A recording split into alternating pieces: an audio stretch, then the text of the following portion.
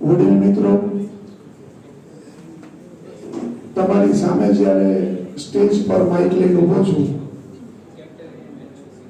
તો હું કોઈ લેખક નથી, એ પહેલા ક્લેરિફાય કરી દઉં.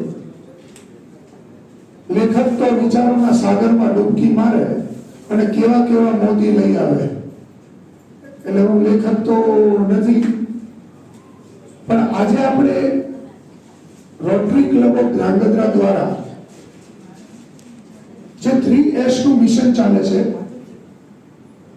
સ્વસ્થ ધ્રાંગધ્રા, સ્વચ્છ ધ્રાંગધ્રા અને શિક્ષિત ધ્રાંગધ્રા, એમાં શિક્ષિત ધ્રાંગધ્રાના મિશન અંતર્ગત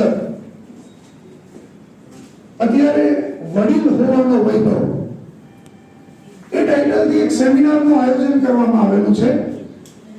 અને આ સેમિનારનું આયોજન, પહેલો પ્રશ્ન તો એ છે કે ભાઈ ગયડા હોય, વૃદ્ધ હોય તો સામાન્ય રીતે એમની સાથે નિરાશા, હતોત્સાહ આવા શબ્દો જોડે જ જતા હોય. અત્યારે હું જ્યારે તમારી સામે આવ્યો છું અને જે શબ્દો લઈને આવ્યો છું,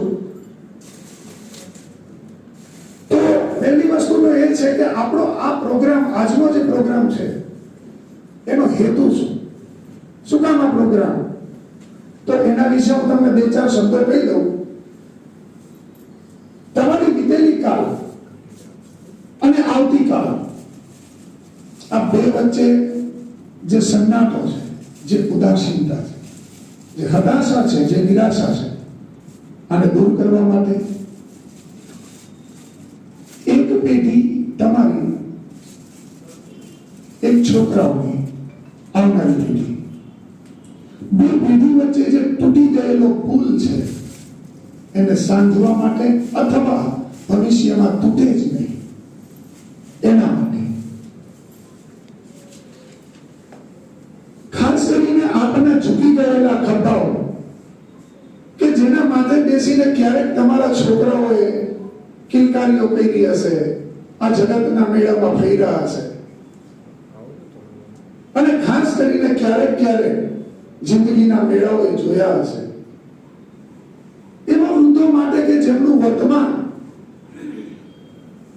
હતાશાઓમાં ડૂબી ગયું છે, નિરાશાઓમાં ડૂબી ગયું છે.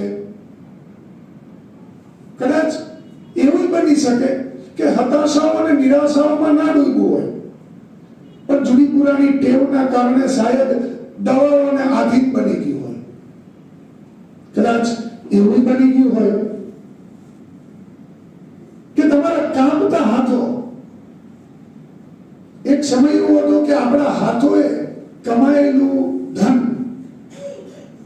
સંચિત કરેલું ધન આપણા બાળકોના લાલન પાલનમાં વપરાઈ ગયું હોય, અને એ જ બાળક માટે આજ આપણા હાથ કમજોર હોય, એની નજરમાં આપણા હાથ કમજોર હોય, તો એના માટે અને આપણા હોઠ માટે, જે હોઠ ઉપર એક દિવસ લોરી હતી, તો ક્યારેક ગૌરવવંતા તમારા તમારા બાળપણની ટૂચકાઓ, નાનકડી વાર્તાઓ હતી.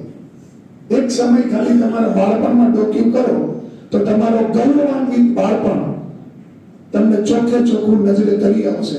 અને ક્યારેક હસી ખુશીથી તમે તમારા સંતાનોને, અથવા તો તમારા સંતાનોના સંતાનોને, પૌત્ર અને પરપૌત્રને ગૌરવિત થઈને કહેતા હશો, હવે આને તારા જેવડા વડલાની ડાયરે ચડી જતા. સમય હતો મને કરતા હશો સાહેબ, પણ જમાનો બદલાઈ ગયો છે, જિંદગી બદલાઈ ગઈ છે, તમારી સોચ નથી બદલાણી. જમાનો બદલાઈ ગયો. અંદર આવતો બરોબર બનાવતા, બાફોલો કરતા, પ્રવાસ હતા તો કેવા હતા? વગડે પ્રવાસમાં જતા, વગડામાં તહેવારોની રોનક હતી ને ધર્મના ધબકારા હતા, શાળાઓમાં તોફાન હતા. નિશાળે પહેલા તો લગભગ કોઈ ગયા ન હોય, અને માનો સપોઝ ગયા હોય તો ખાલી તોફાન કરીને માસ્ટરનો માર ખાઈ પાસ આવ્યો.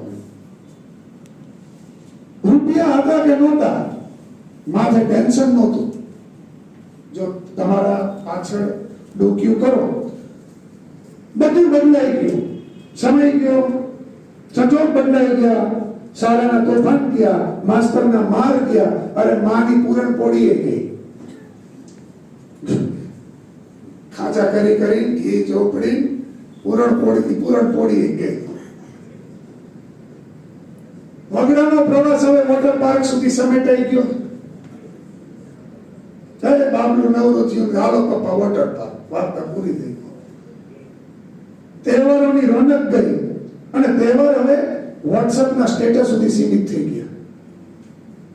વોટ્સએપના સ્ટેટસમાં એકવાર ચડાવી દીધું હેપી દિવાળી એટલે આપણી દિવાળી પૂરી. હકીકત છે અને મોટા ભાગને લાગુ પડે, અમારા ઘરે લાગુ પડે. લાગણીઓના સંબંધોમાં ફોર્માલિટી આવી ગઈ. બર્થડે તો બાબાનો સેલિબ્રેટ કરવો જ પડશે. એક નાની કેક કાપે પણ એમાં તે પાછી સેલ્ફીની સાક્ષી જોઈએ. સેલ્ફીની સાક્ષી જોઈએ, નહીતર પાછું ઈ બરોબર ન કહેવાય. હવે પેઢી નવી જે પેઢી આવે છે હાઇબ્રિડ થઈ ગઈ, બધું શીખીને જ આવે છે. જેમ અભિમન્યુ આવ્યો હતો ચક્રવ્યૂહ વળતું શીખી, એમ આપણા બધા બધું શીખીને જ આવે છે. સંતાનો પ્રેક્ટિકલ થઈ ગયા અને વાલી આજે માત્ર સફળતાની એક સીડી બની ગયા કે ભાઈ બાળકને સફળ થવું છે તો એમાં એક એનો પગથિયું જે છે એ અમારા વાલી, બાકી કોઈ નહીં. મિત્રો, બધું બદલાઈ ગયું, ખાલી સોચ નથી બદલાણી. તમારી સોચ બદલાઈ ગઈ, તમારી સોચ નથી બદલાઈ. આપણે અહીંયા થયા. તમે કદાચ માફ કરો, તમે કપડા પહેરતા હશો તો તમારો છોકરો ટોકતો હશે કે શું પપ્પા યાર હવે આવા ઓલ્ડ આઉટડેટેડ ફેશનના શર્ટ પહેરો છો ને આવું કરો છો ને તેવું કરો છો. તમને બાજુ બધું બદલાઈ ગયું, આપણી સોચ નથી બદલાણી. અને ખાસ એક વાત છે કે વડીલો અત્યારે એટલી હદ સુધી નિરાશ થઈ ગયા, દવાઓને આધીન થઈ ગયા, ખિન્ન થઈ ગયા અને વડીલ અને એમના સંતાન આ બંને જે ખાસ છે એ વચ્ચેની જે ખાઈ છે તમારી અને સંતાનો વચ્ચેની ખાઈ ધીરે ધીરે વધતી ગઈ. અને આ સમયે અવની ઓખાવંશીની એક કવિતા મને યાદ આવે. બસ એ કવિતા કઈ મારું વક્તવ્ય ટૂંકાવી છે. કંઈક ખૂટ્યું હતું લાગણીઓમાં, એટલે જ આમ તરછોડાયો છું. એક ઊંડો નિશાસો નાખી હું ગળપણથી ગભરાયો છું. અહીં તહીં ખબર નહીં ક્યાં ક્યાં મારા જ ઘરમાં હું બધાને નડ્યો છું. પુત્ર વધુ તો ઠીક, શું હું પુત્ર માટે પણ પરાયો છું? આ વિચારધારા આપણા મગજમાં આવી. હવે શું? હવે મારી પાસે કામ જ શું થયું? રિટાયર થઈ ગયા. હવે મારી પાસે કામ જ શું? હું તો નકામો જ રચાયો છું. અરે બાપ, આ બાપ મટીને આ ઉંમરે ડોસાના નામે ઓળખાયો છું. બાપ જે પેલા મને પપ્પા કહેતા હતા, ડેડી કહેતા હતા, આજના પપ્પા ને ડેડી હવે ડોસાના નામે, ડોસીના નામે માછી. ઘરમાં તો કે માછી આવ્યા. હવે પપ્પા મમ્મી મટી ગયા. બસ આ ખાઈને ગુરવા, આ હતાશા નિરાશાઓને દૂર કરવા એક જ રસ્તો છે. રસ્તાની મને નથી ખબર. રોટરી ક્લબ દ્વારા આયોજન કરાયેલું છે જે સેમિનારનું, એ સેમિનારમાં સ્પેશિયલ આ કામ માટે જ પરેશભાઈને બોલાવ્યા છે. હવે આપણે અહીંયા આગળ સૌથી પહેલા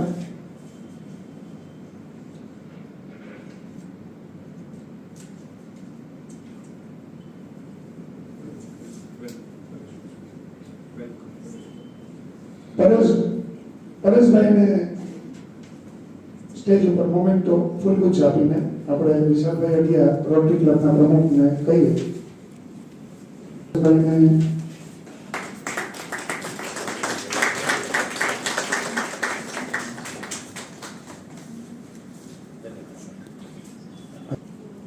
ઇનારવેલ ક્લબના સભ્ય ગુરુબેન કપૂર,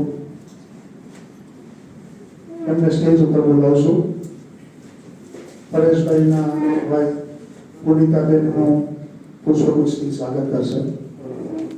બરાબર બોલે છે કે ચેક કરો આપણે લાવવા. કોના બેન ના ધ્યાન રાખજો આમ.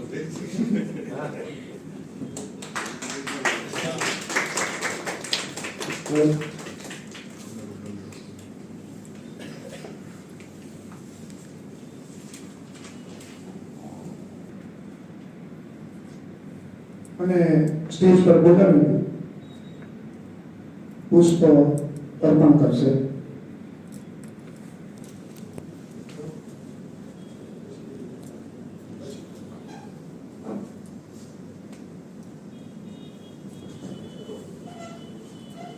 રઘુભાઈને પુષ્પાંજલિ અર્પણ કરશું.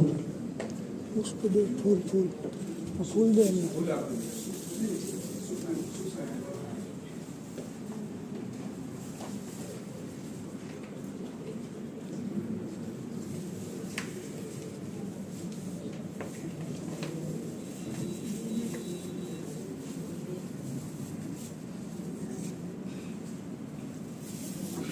હવે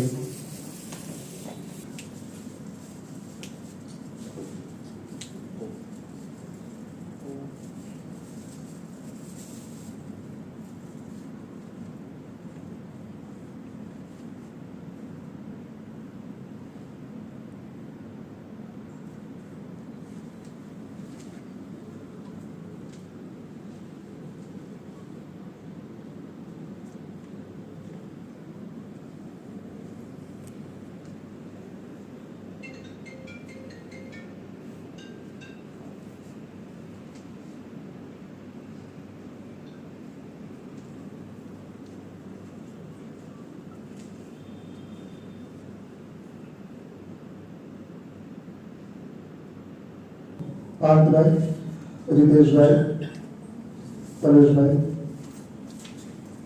પુનિતાબેન અને વિનોબેન ને હું આગ્રહ કરીશ કે દીપ પ્રાગટ્ય માટે આવે અને આપણા પ્રોગ્રામને આપણે આગળ વધારીએ.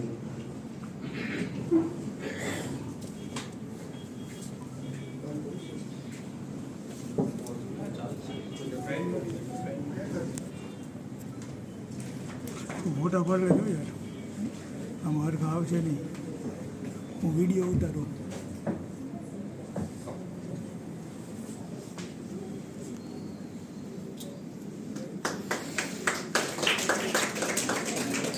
ક્લબ સાથે સંકળાયેલા હતા રઘુભાઈ.